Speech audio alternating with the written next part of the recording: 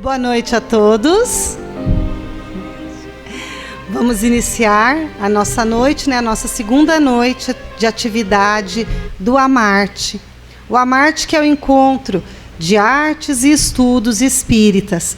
É um prazer para nós, do Centro Espírita do Calvário ao Céu, recebê-los aqui nessa noite de terça-feira, que tradicionalmente já é uma noite que tem bastante frequentadores. Então, hoje nós estamos substituindo as nossas atividades normais da terça-feira pela atividade do Amarte. Para iniciar os nossos trabalhos de hoje, a gente vai convidar a Marisa, que é uma das dirigentes da reunião de terça-feira, para fazer a nossa prece inicial.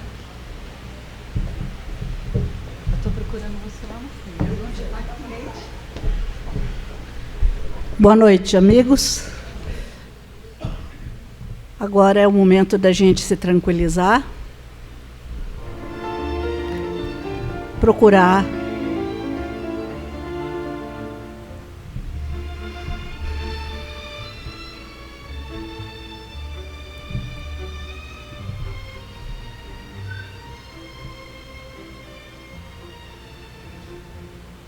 e vamos então, com os pensamentos serenos,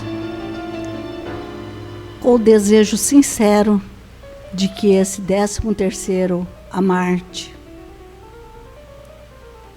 ele possa florescer cada dia mais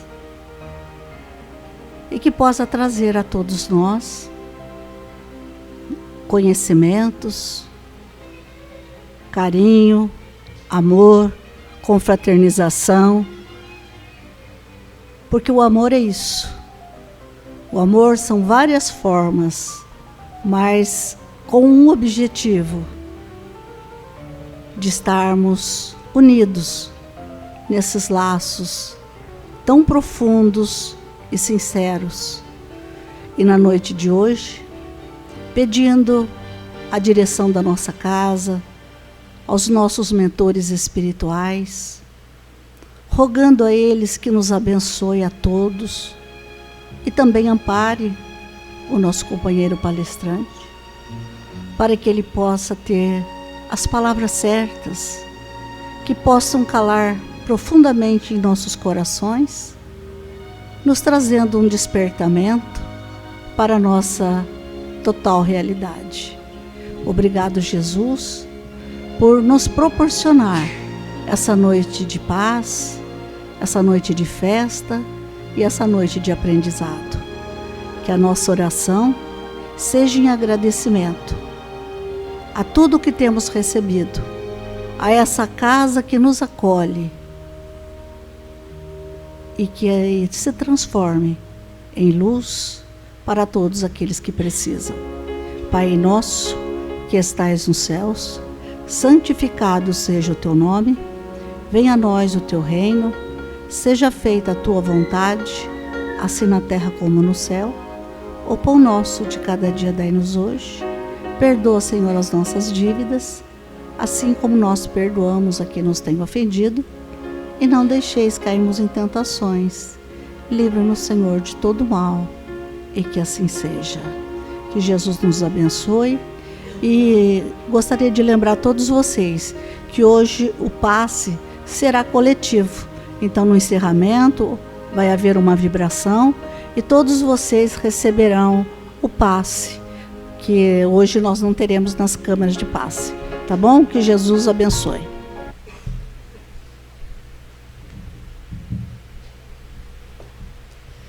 Daqui só se leva o amor é o nosso tema desse ano do Amarte. No domingo, nós já tivemos a participação do companheiro de Ribeirão Preto, Edgar Tão, trazendo o tema Daqui Só Se Leva o Amor. E hoje a gente tem assim o prazer de estar recebendo o nosso amigo André Sobreiro, da cidade de Severínia. O André já é um amigo mesmo da nossa casa, ele está sempre aqui conosco, inclusive já veio várias terças-feiras, né, André? E a gente tem um prazer muito grande de receber, uma alegria muito grande. A palavra é sua, André.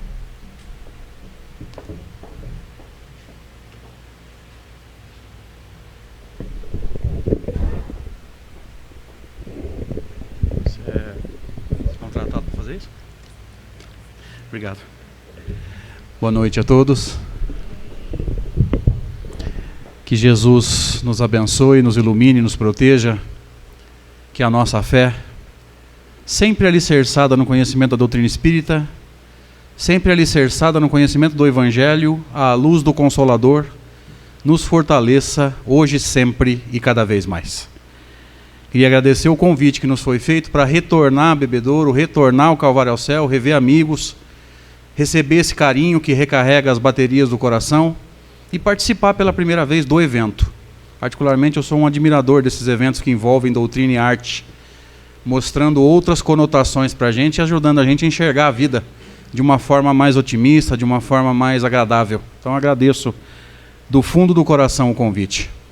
Já que é para falar em amor, a gente inicia o nosso bate-papo com os dizeres de Paulo de Tarso, exaltando esse sentimento na primeira epístola aos Coríntios, no capítulo 13, no chamado Poema do Amor, quando Paulo vai iniciar dizendo que, ainda que eu falasse a língua dos homens e dos anjos, se não tivesse amor, eu seria como metal que soa, ou como sino que tine.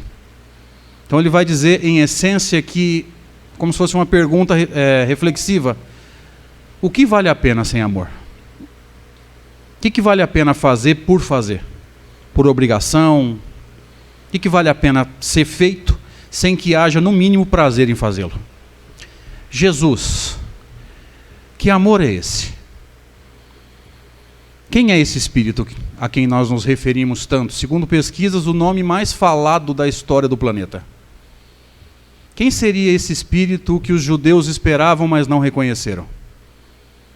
O Messias que viria, e na cabeça dos judeus, eles ainda esperam o Messias. Dentro do judaísmo, só tem uma seita que aceita Jesus como sendo o Messias, que seria o judaísmo messiânico. Talvez o grande representante, David H. Stern, que tem um comentário sobre todo o Novo Testamento, chamado Comentário Judaico do Novo Testamento. É um livro que você consegue baixar na internet, embora seja pirataria, eu sugiro que você não faça isso. E é um livro tranquilo, dá para ler rápido, são só 900 páginas. Que vai do primeiro versículo de Mateus ao último do Apocalipse. Então é para estudar para valer. Quem é esse homem? Quem seria esse ser que dizem alguns historiadores que todas as civilizações antigas do planeta têm notícias de alguém que viria para ensinar o caminho correto? A grande referência para nós, nos textos bíblicos, fechando um ciclo de profetas, fechando um ciclo de espíritos que viriam preparar os caminhos deles, segundo o texto bíblico, fechando esse ciclo de anúncio, vamos dizer assim, com João Batista, pouco antes, né? Especificamente 6 meses antes do nascimento de Jesus. O último precursor viria para, segundo as palavras bíblicas, endireitar o caminho, ou seja, preparar a vinda desse espírito tão evoluído. Mas quem é ele? Particularmente, eu não vejo texto doutrinário melhor para nós entendermos quem é Jesus do que a descrição que Allan Kardec fez na escala espírita, que consta do Livro dos Espíritos, do item 100 para frente, quando ele vai falar sobre os espíritos puros. Mas nós vamos dar uma explanada rápida sobre a escala espírita, porque talvez alguém aqui não tenha o hábito de estar mais próximo do texto de Allan Kardec. Allan Kardec dividiu todos nós, segundo o ensino dos espíritos superiores, em 3 ordens e 10 classes. Os espíritos mais imaturos foram muito bondosamente chamados por Allan Kardec de espíritos imperfeitos, são 5 classes. Os espíritos bons foram chamados, os espíritos intermediários foram chamados de espíritos bons, 4 classes. E os espíritos puros constituem uma classe única. Eu não sei se vocês cometem o mesmo erro que eu, mas toda vez que eu leio a escala espírita, eu cometo o mesmo erro. Eu fico lendo todas as classes detalhadamente para ver em qual que eu me encaixo. Vocês fazem isso também? E o que a gente descobre? Que a gente se encaixa em todas as classes dos espíritos imperfeitos. Então, às vezes eu leio a escala espírita, Edmir, achando que eu sou um bom espírito. E toda vez que eu leio, eu regredo. Eu descubro que eu sou altamente imperfeito. Allan Kardec vai dizer assim quando descreve os espíritos puros. Características gerais da primeira ordem. Nenhuma influência da matéria. Ou seja, no plano espiritual eles são perfeitos. Quando mergulham na carne, o que eles são? Perfeitos. Não tem influência da matéria. Kardec vai dizer, quando ele descreve os espíritos imperfeitos, quando ele me descreve, porque parece que aquele texto foi escrito para mim, que a principal característica dos espíritos imperfeitos é a matéria sobrepujando o espírito. Ou seja, no plano espiritual nós somos cheios de boas intenções. Muitas vezes conseguimos participar do planejamento maior para a nossa encarnação. Às vezes temos condições até de participar de algumas decisões.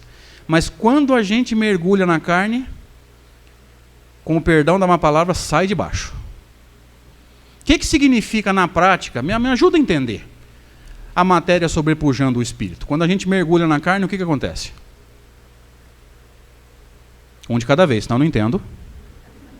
Vamos lá. Vou dar um exemplo bem fácil. Digamos que daqui a 2 ou 3 horas você deita na sua cama, rola a noite inteira e não consegue dormir. Como é que você acorda amanhã? Tá, só tem um problema, você não pode acordar, você não dormiu. Eu adoro fazer isso, cara. Isso prova, assim, por A mais B, que ninguém presta atenção na pergunta. Então eu vou mudar a pergunta. Como é que você levanta amanhã cedo? Como é que você sai da cama? Cansado. Ok. Mas o que não dormiu? Seu corpo. Espírito, quando o corpo dorme, o que ele faz? Sai do corpo. Kardec chamou de emancipação da alma. Está na segunda parte do Livro dos Espíritos. Mas se você é um espírito que não dorme, saiu do corpo, mas o seu corpo não dormiu, por que você está cansado? Se você é um espírito. O que não dormiu foi o corpo. Você espírito, não deveria estar cansado. Por que você está cansado? Porque a matéria sobrepuja o espírito. Qualquer desequilíbrio do corpo físico afeta o comportamento do espírito imortal que ali habita. Outra informação. Vamos dizer que amanhã cedo você levantou às, 6, 7, enfim, e não deu tempo de tomar café, você levantou atrasado. Pela correria do seu dia a dia, 10 horas mais ou menos você não lanchou, meio-dia você não almoçou, 3 horas da tarde, como é que você está? Começou a dar fraqueza? Mas por que você está fraco se você é um espírito? Diz Allan Kardec na Revista Espírita que espírito não come, e o que não comeu foi o seu corpo. Ele precisa de energia. Por que você está fraco? A gente precisa entender esses conceitos, porque a matéria sobrepuja o espírito. Qualquer desequilíbrio do corpo afeta o comportamento do espírito imortal que ali habita. Característica principal dos espíritos bons. Nós estamos falando do meio da escala. O espírito sobrepuja a matéria e eles pensam exclusivamente no bem. Se o espírito sobrepuja a matéria, ele vence. Mas ainda há desequilíbrios do corpo afetando o espírito imortal? Nós estamos falando de bons espíritos. Ainda há. Com menor intensidade, mas ainda há. Porque se o espírito sobrepuja a matéria, é porque ainda tem jogo. Ainda tem luta. Significa que a materialidade ainda existe. Aí vem a característica dos espíritos puros que nós lemos. Nenhuma influência da matéria. Quando eu entendi esse raciocínio, eu fui entender por que Kardec diz assim: Jesus, embora encarnado, vivia a vida do espírito. Eu demorei para entender isso. Ou seja, ele mergulhou na carne há 2000 anos, mas a carne pesava? Algum desequilíbrio da carne afetava o espírito imortal puro? Olha que interessante. Ele podia ficar sem comer? Como ficou quando foi crucificado? Alterou o comportamento dele? Não. Ele ficou muitas horas sem dormir quando foi preso para ser crucificado. Isso alterou o comportamento dele? Muitas horas sem comer, muitas horas sem dormir. E quanto ele apanhou? Quanto sofrimento físico? Isso afetou o comportamento dele? É o único ser na história desse planeta que mesmo depois de apanhar tanto, muitas horas sem comer, sem se hidratar e sem dormir, ainda tem a coragem de dizer: Pai, perdoa. Eles não sabem o que fazem. Aí a gente vai começando a responder a pergunta: que amor é esse? É um amor que a gente não consegue imaginar, está muito longe do que a nossa mente consegue abranger. Então Jesus, pregado a uma cruz, depois de apanhar, de ser humilhado, sem comer, sem se hidratar e sem dormir, ama em plenitude. Joga para a nossa vida agora. Se alguém pisar no teu calo fraterno, na tua unha encravada fraterna, você tem coragem de dizer: Pai, perdoa? Ou você diz assim: Pai, perdoa esse e segura? Mas a mente já falou. Pois é, olha a diferença de nível evolutivo. Kardec continua dizendo assim: superioridade intelectual e moral absoluta com relação aos espíritos das outras ordens. O que significa isso? Eles sabem, os espíritos puros, porque aqui nós precisamos deixar isso claro. Isso não é uma descrição apenas de Jesus. Isso é uma descrição de qualquer espírito puro. E podem ter certeza, não existe só um.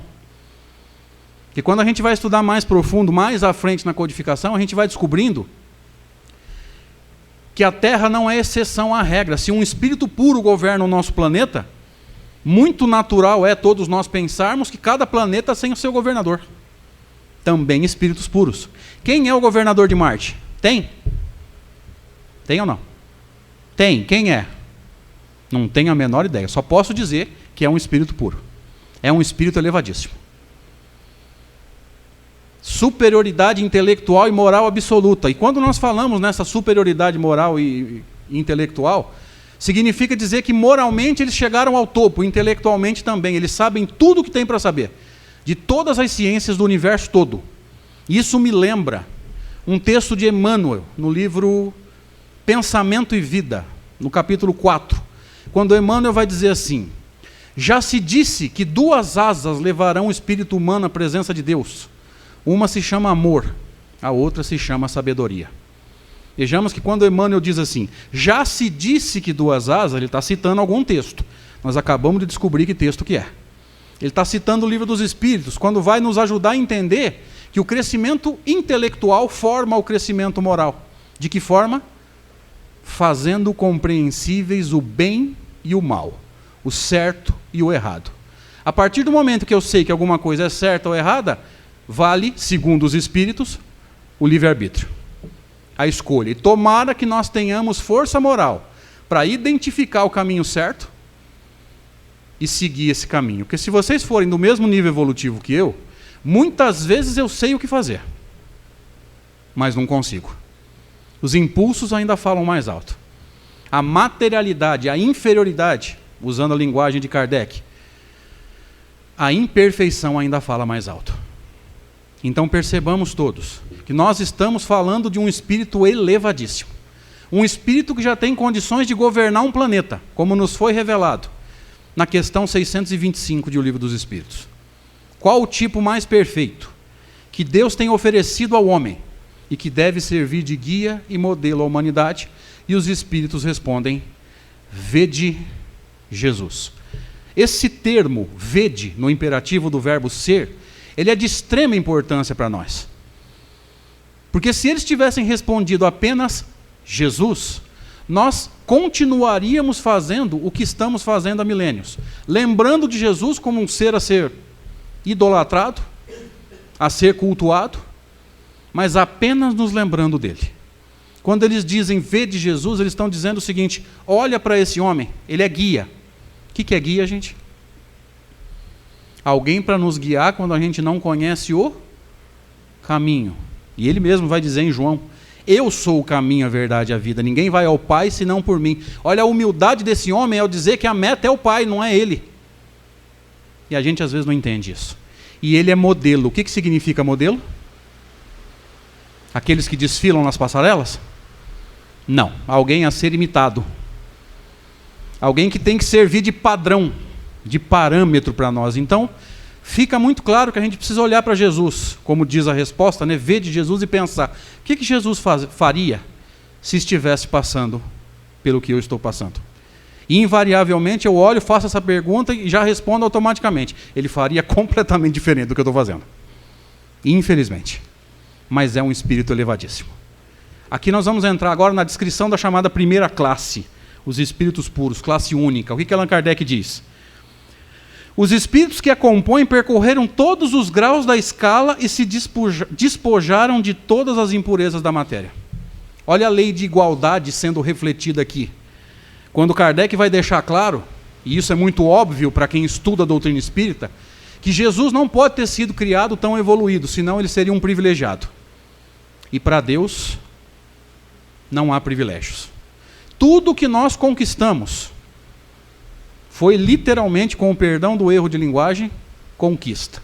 Nada nos foi dado. Por isso que a gente tem mania de dizer assim, Deus nos deu tal coisa. Não, Deus permitiu que a gente conquistasse. Mas é pelo esforço, porque Jesus nos diz em Mateus 16, 27, que a cada um seria dado segundo as suas obras ou segundo as suas ações. Percebamos a nossa falha, que eu não sei se isso acontece aqui em Bebedouro, mas lá em Severinha tem bastante, de ficar de braços cruzados no sentido espiritual, esperando os espíritos resolverem os nossos problemas. Isso acontece aqui também? Ou não?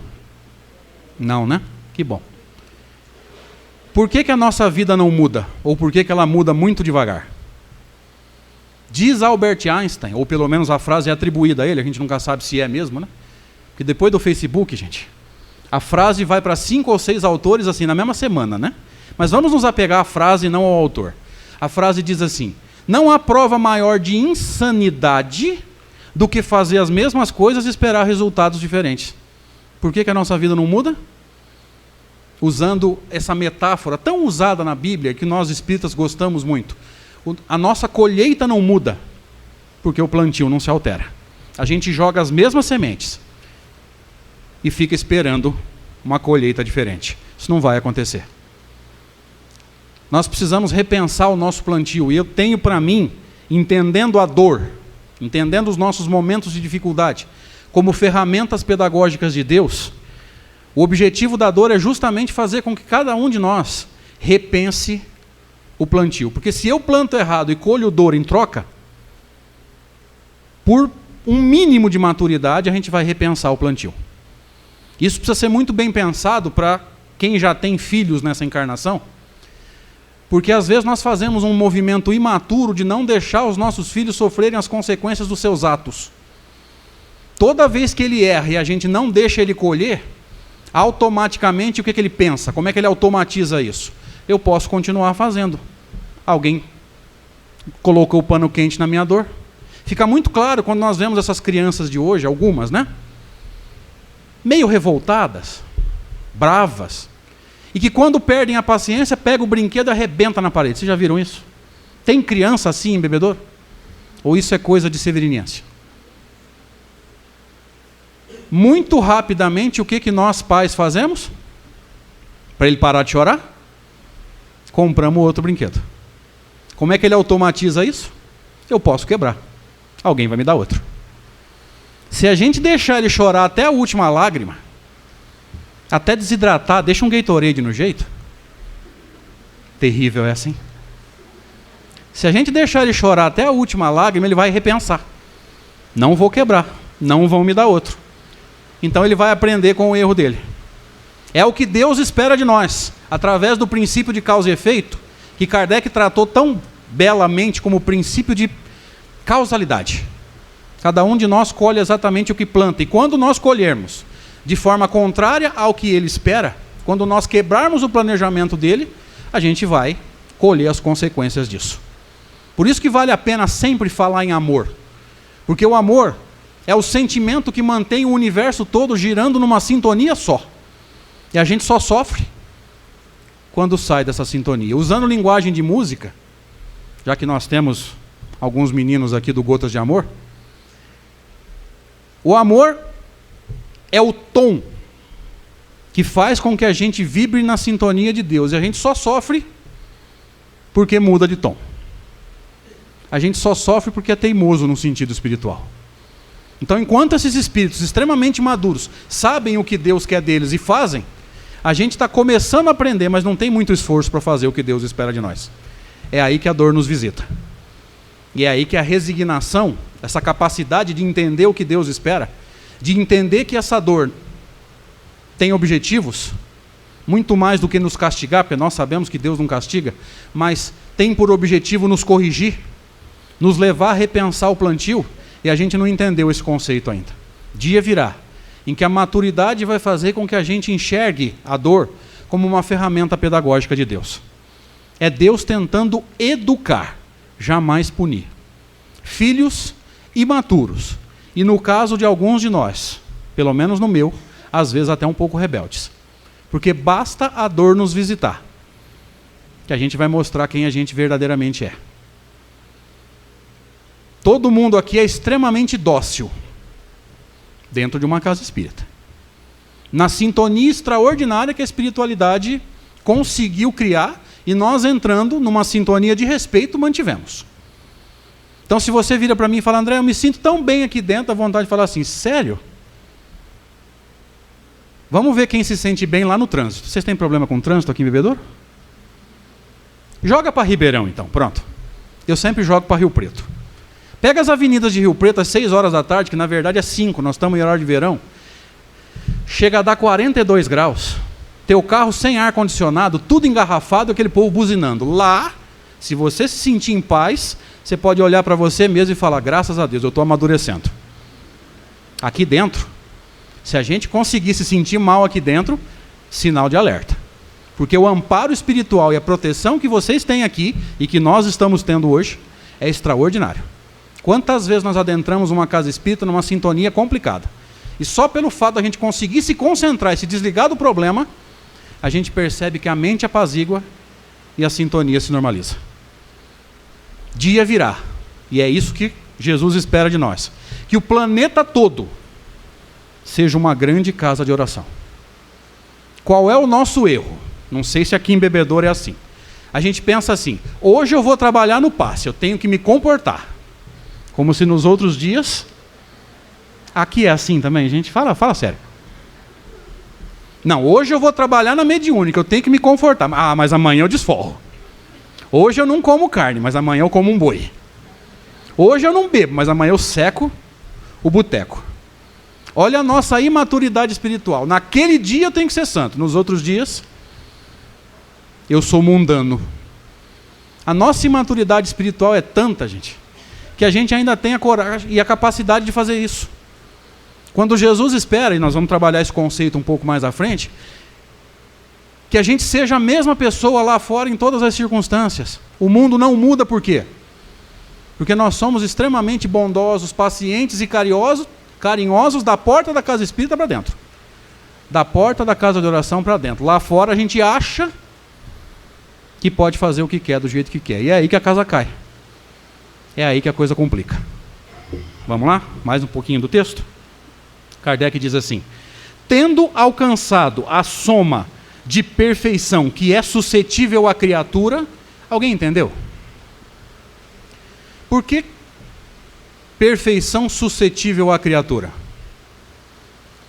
Se você estudou o capítulo 17 de O Evangelho segundo o Espiritismo, chama Sede Perfeitos, Allan Kardec vai dizer de uma forma velada que existem 2 tipos de perfeição. A perfeição absoluta, e tudo que não é absoluto é o quê? Quem me ajuda? Isso, os encarnados agora? Tem que falar alto, gente, está chovendo. Relativo. A perfeição absoluta é a de Deus. É inatingível para nós. E a própria filosofia fala isso, gente. É impossível a criatura igualar o seu Criador. Mas tudo que não é absoluto é relativo. Então Jesus seria para nós o modelo de perfeição relativa. Por isso que Kardec vai dizer, a perfeição relativa é a perfeição possível de ser atingida pela criatura. Foi o que Kardec disse, tendo alcançado a soma da perfeição de que é suscetível à criatura, ou seja, ele chegou ao topo, ao máximo que um filho, que uma criatura pode atingir, mas não igualou o Pai. Isso precisa ficar claro. Por isso que nós interpretamos muito mal um versículo bíblico que é Jesus dizendo assim, o Pai e eu somos um. Isso é uma figura de expressão judaica para dizer assim, o Pai e eu estamos na mesma sintonia, falamos, eu entendo o Pai.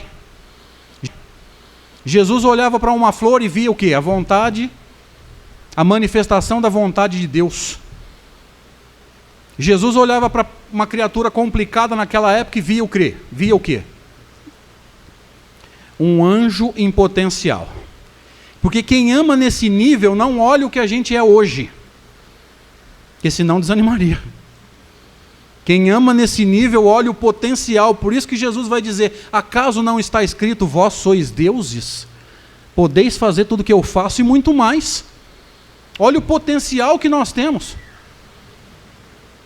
Olha o quanto que a gente pode e precisa amadurecer para fazer aquilo que o Livro dos Espíritos diz, para entender e abraçar a nossa parte na chamada obra da criação. Quanto mais nós amadurecemos espiritualmente, mais trabalho vai ter. Como diz um amigo meu de Rio Preto: sabe que dia que você vai descansar quando morrer? O dia que o Corinthians for campeão da Libertadores 3 anos seguidos. E você não sabe o tanto que me dói dizer isso. Estou só repetindo a brincadeira dele. Quanto maior espiritualmente, mais trabalho tem. Percebam que Jesus toma conta de um planeta. Quantas coisas tem acontecendo na Terra nesse momento? No plano macroscópico, que é o que nós estamos vendo. No plano microscópico, que a gente precisa de ajuda para ver. No plano espiritual.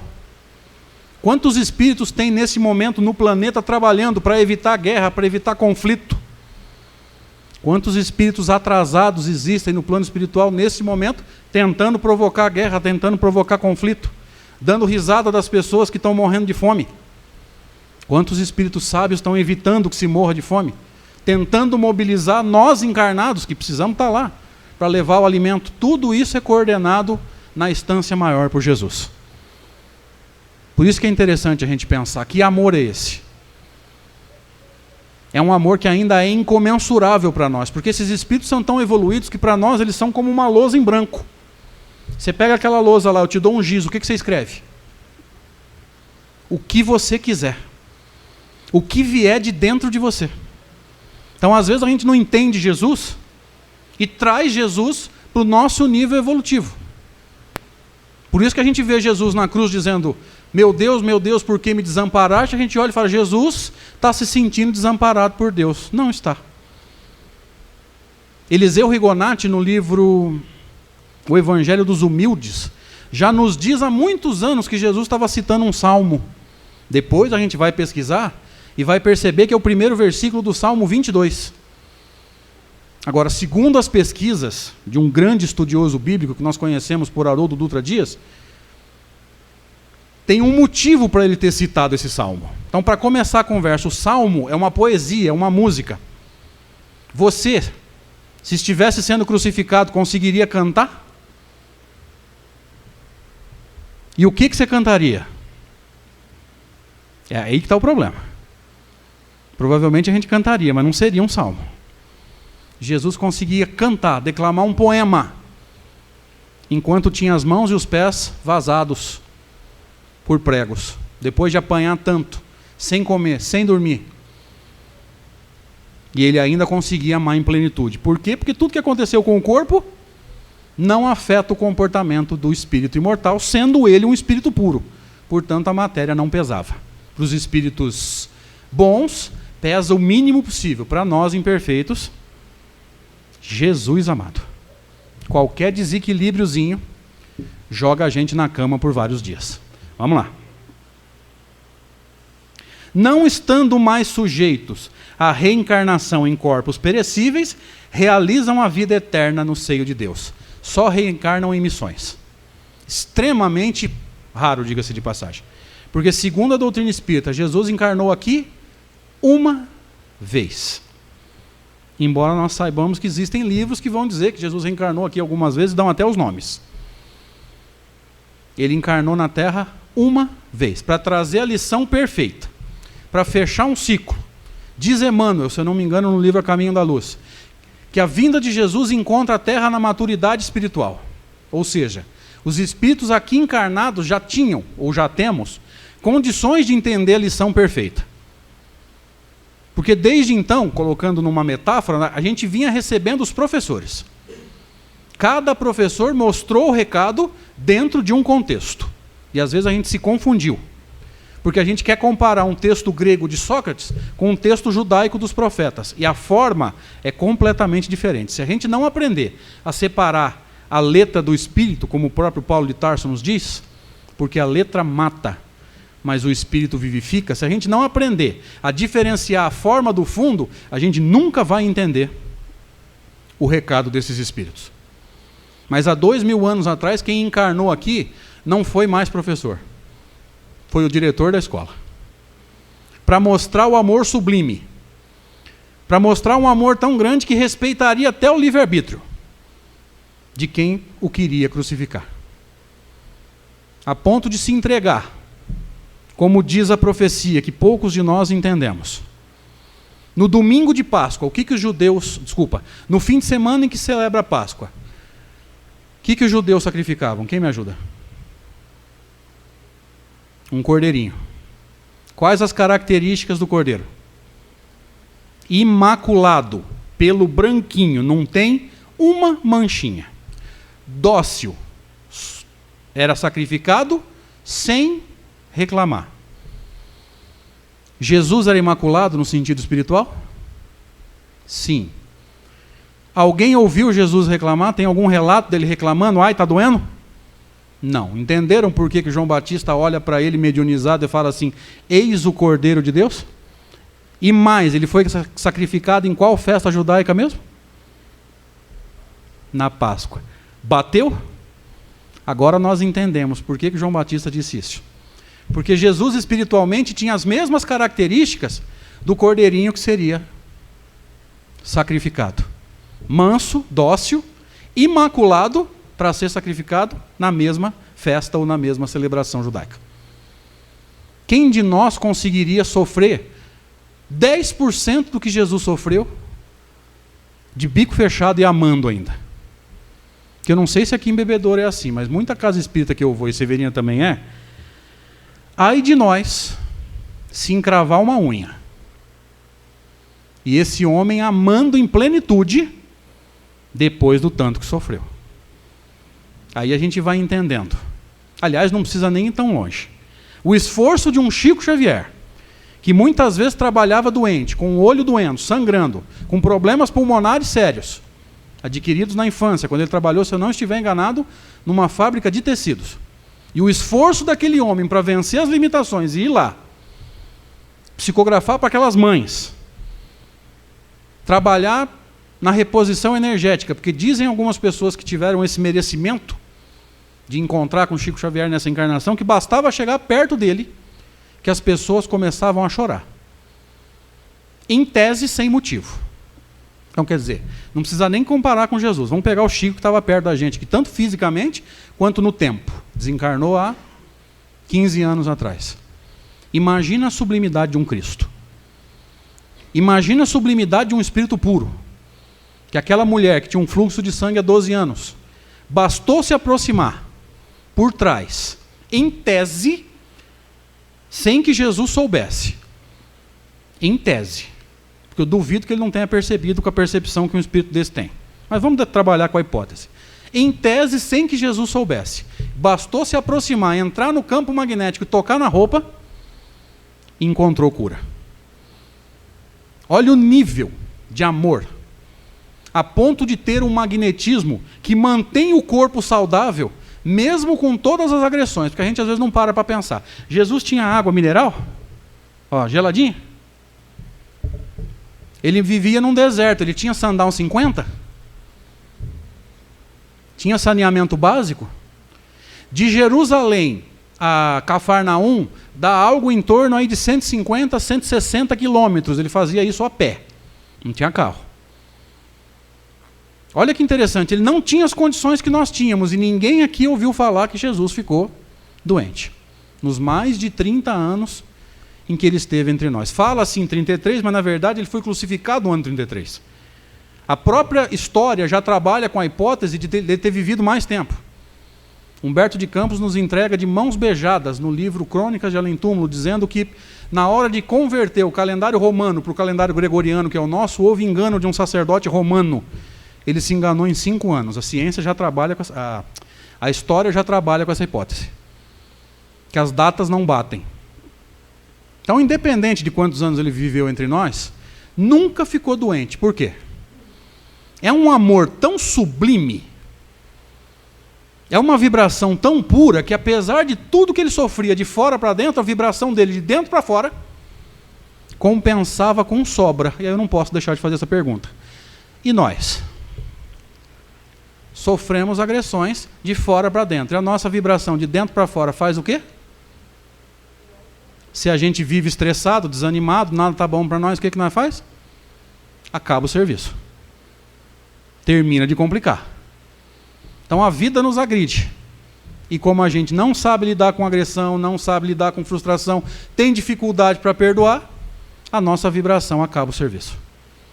Olha a diferença evolutiva. De quem era, segundo ele diz em Mateus 11, 29, manso e humilde de coração. Quando ele falou manso, eu lembrei do cordeirinho de novo. Humilde, uma virtude que nós esquecemos.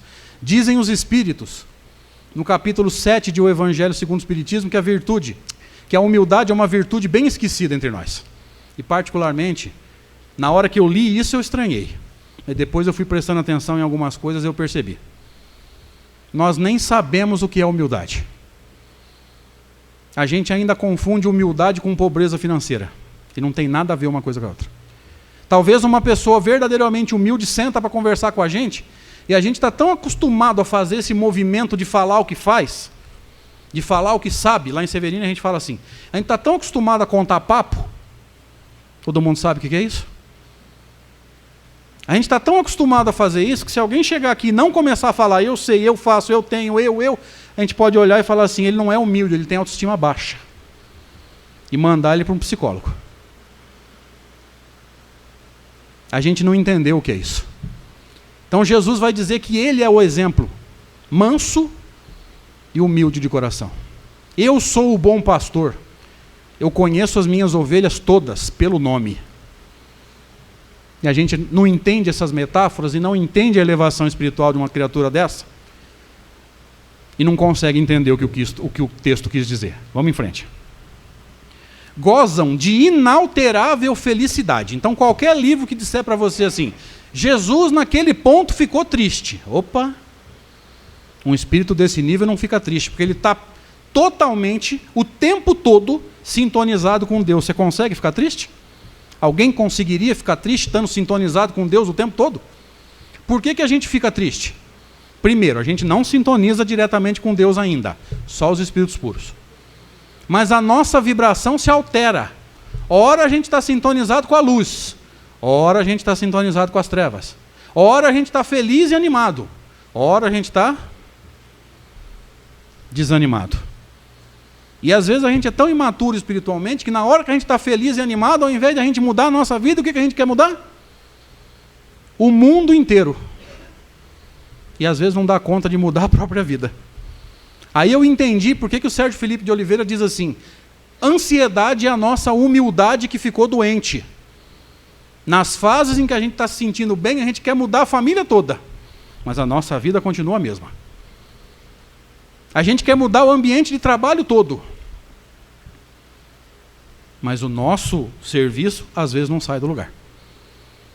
E aí nós vamos entender por que Jesus conta a parábola do semeador. Qual é a função de quem sabe? E Jesus no topo. Jogar sementes. Porque ele vai dizer que o semeador saiu a semear. Algumas sementes caíram em solo complicado. A gente fica assim, mas como que esse semeador joga semente no meio de pedra? Não parece um erro metodológico de quem está semeando? Joga no meio dos espinhos, os espinhos cresceram, sufocaram. Joga na beira da estrada, os pássaros comeram, porque o mato estava baixo, as pessoas pisavam no mato. Sabe o que essa semeadura em qualquer solo reflete? A lei de igualdade. Para Deus não há diferença entre os homens. Usando uma metáfora, para Deus não dá, aliás, a mesma metáfora que Jesus usou, para Deus não há diferença entre os solos. Kardec perguntou, para Deus são iguais todos os homens? Sim. Tendem para o mesmo fim, perfeição espiritual, e Deus fez as suas leis para todos. Agora, Jesus ia até os solos mais difíceis para semear. Nós vamos? Imagina aquele dia que você tem que visitar o teu parente mais complicado. Como é que você vai? Vai sorrindo pela oportunidade de ser útil? Vai sem querer ir, mas vai resignado? Ou vai pelo WhatsApp? Como é que nós vai?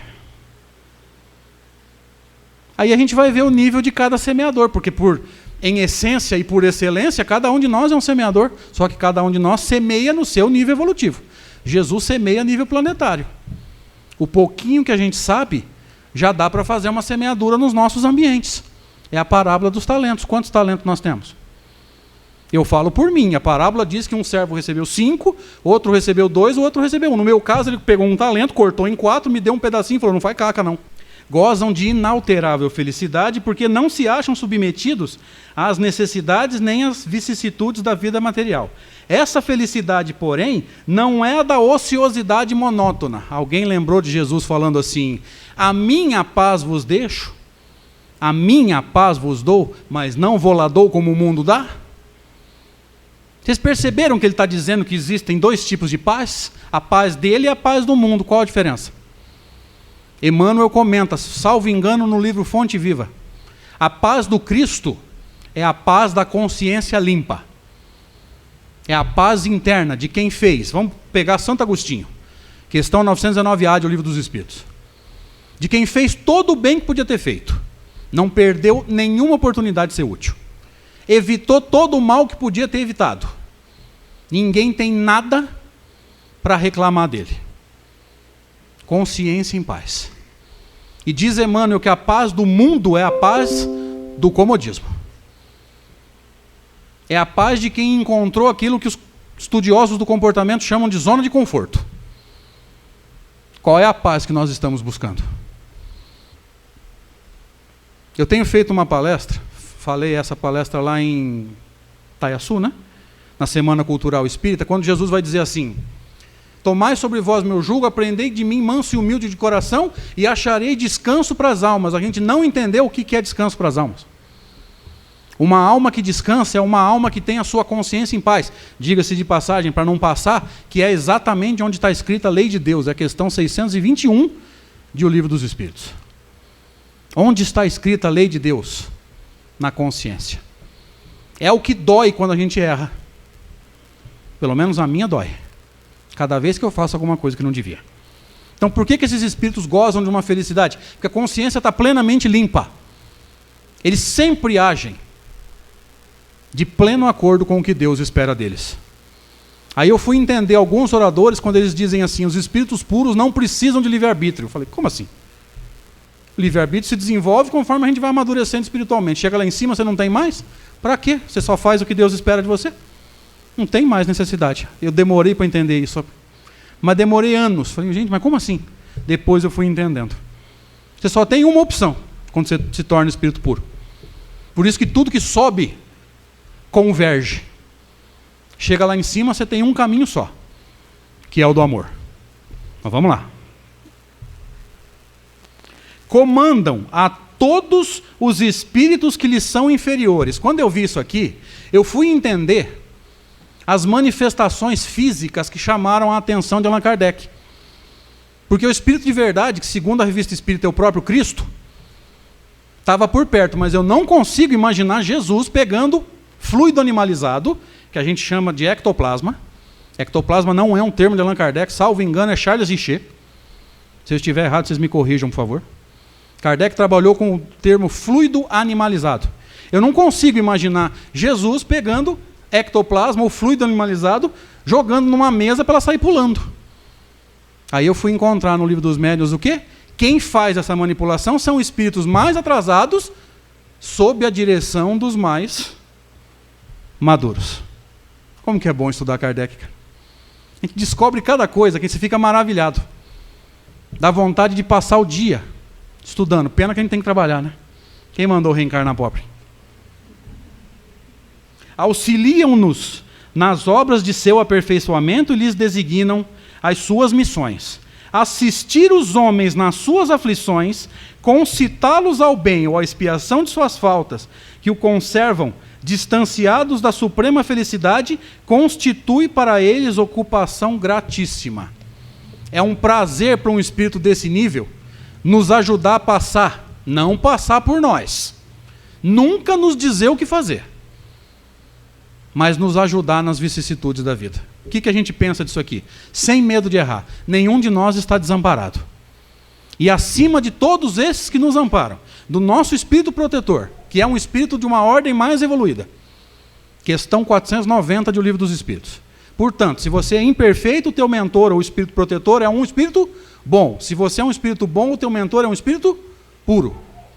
Isso é lei, não tem como quebrar. Mas acima desse espírito, que no mínimo é um espírito bom, é bem mais maduro que a gente, acima dele existe uma hierarquia imensa até chegar no Cristo. Está tudo sob controle.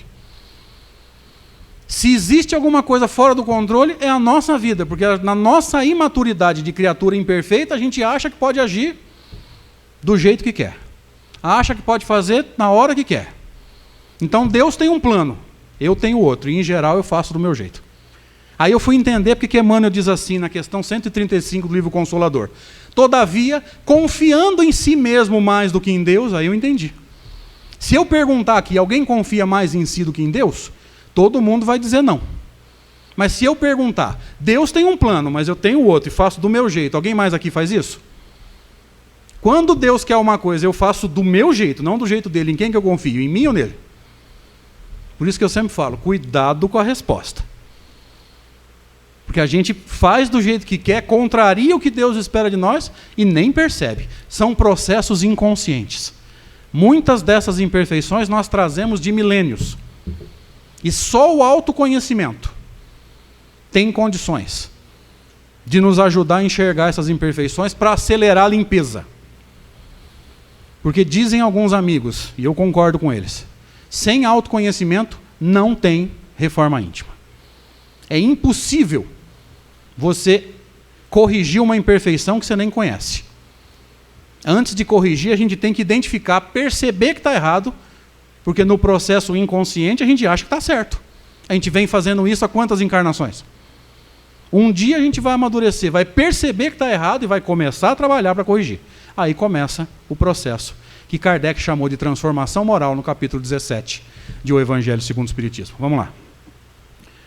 Podem os homens pôr-se em comunicação com eles, tanto que o Espírito de Verdade se comunicava com Allan Kardec. E nada mais é do que o próprio Cristo, na Revista Espírita. Mas extremamente presunçoso seria aquele que pretendesse tê-los constantemente às suas ordens. Espírito desse nível não recebe ordens, ele dá ordens. Eles estão no topo da escala, e a gente que está lá embaixo, vou colocar numa metáfora que alguns vão gostar. Na classificação do brasileiro, quem é o espírito puro? O Corinthians. Está em primeiro. E quem somos nós? Lá na zona de rebaixamento. Não tem outro jeito, vocês me perdoem aí, mas eu não podia perder essa. Coloca isso tudo na prática agora. Você deve estar pensando assim, o André vai falar do amor que Jesus tem por nós. Eu vou inverter. Eu vou falar do amor que Jesus espera de nós. Na introdução do livro Caminho, Verdade e Vida, que é o primeiro livro de Emmanuel, onde ele comenta passagens, versículos do Novo Testamento. Emmanuel diz assim, que Jesus é o caminho, a verdade e a vida, o modelo para todos nós, etc, etc. Mas presta atenção nesse trecho. Aqui atrás. O Cristo não estabelece linha divisória entre o templo e a oficina. Toda a terra é altar de oração e campo de trabalho ao mesmo tempo. Para Jesus, não existe casa de oração, não existe lugar para você trabalhar no bem. Todo lugar é casa de oração. E a melhor forma de orar, a melhor forma de louvar, é trabalhando no bem. Por isso que eu falei lá atrás. Quando nós adentramos uma casa de oração e naquele dia nós somos santos, nós não estamos cumprindo o nosso papel de cristão. Olha o que ele diz agora. Por louvar Jesus nas igrejas, casa de oração, e menosprezá-lo nas ruas, é que temos naufragado por 1000 vezes seguidas por nossa própria culpa. Ou seja, a gente vem aqui para exaltar-se e louvar Jesus, e lá fora o que a gente faz? Pisa na bola com ele, porque ele vai dizer em Mateus 25, que toda vez que deixasses de fazer a esses mais pequenininhos, lembra? foi a mim que deixaste de fazer. O que Jesus espera? Que a gente seja cristão também e principalmente fora da casa de oração. Por exemplo, quando eu entro numa loja, e nessa época de Natal, a gente faz isso com mais frequência. Na maneira de tratar um vendedor. Quando eu paro para abastecer num posto de combustível, na minha maneira de tratar o frentista. Na minha maneira de tratar o garçom numa lanchonete, num restaurante. Também e principalmente na nossa maneira de tratar os nossos familiares, que segundo nós encontramos em alguns livros espíritas, é o berço dos primeiros resgates. As reaproximações reencarnatórias mais importantes estão dentro da nossa casa. E às vezes a gente inventa atividade espírita semana inteira. Tal dia tem estudo, tal dia tem mediúnica, tal dia tem curso de não sei o quê, tal dia tem obra assistencial. Para quê? Para não enfrentar os problemas de casa. A gente acha que vai fazer fora, compensando o que não fez dentro. Estou falando bobagem? Cuidado.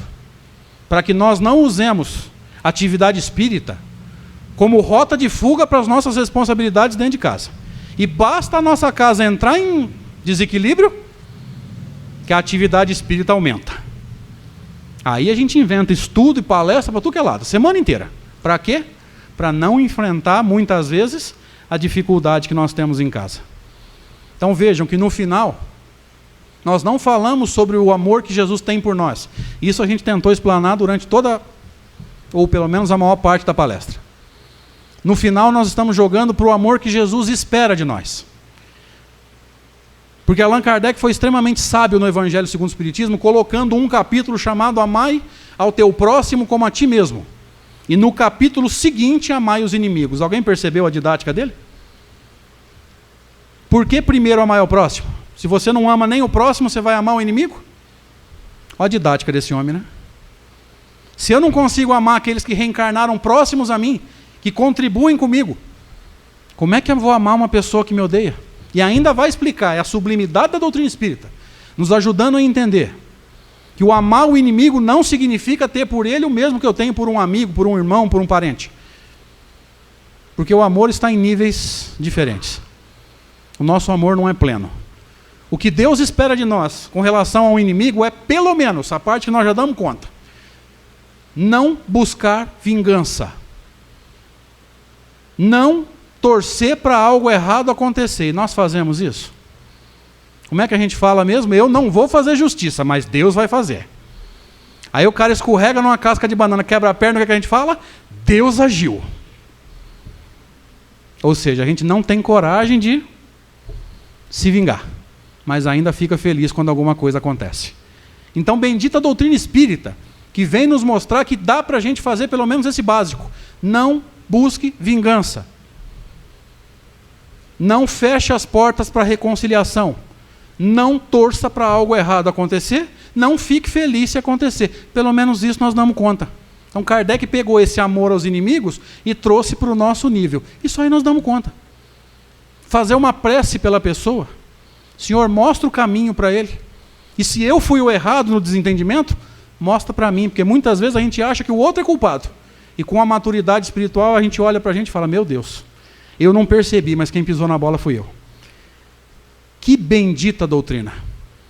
Não dá para negar, é o Consolador prometido. É a terceira revelação, cujo objetivo principal, diz o próprio Allan Kardec no Evangelho segundo o Espiritismo, é fazer de nós pessoas melhores.